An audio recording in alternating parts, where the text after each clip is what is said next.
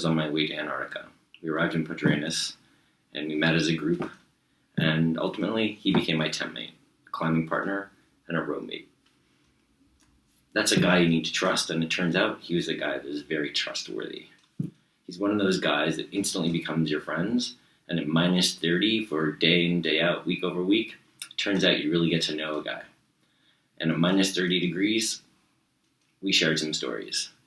And I learned a lot about Mitch. And I went from instantly like him to learning to love him. So I thought, what can I say? What can I say about Mitch?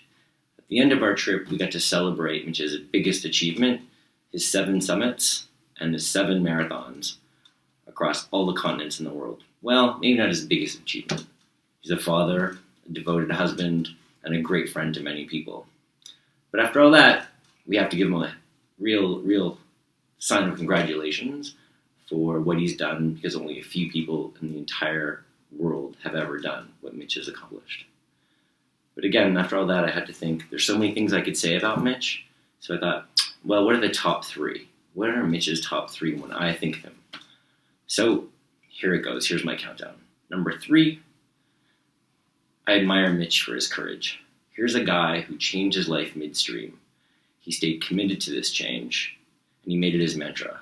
He even wrote books on the subject to share with other people. Like, who does that? Well, Mitch does it. That brings me to number 2. Mitch is a really compassionate guy. He's a caring, devoted friend. He really looks out for people. He's generous with his time. He's supportive, helpful. You know he's got your back. And that brings me to number 1. Number 1 is Mitch is also a lot of fun. He's got a real zeal for life.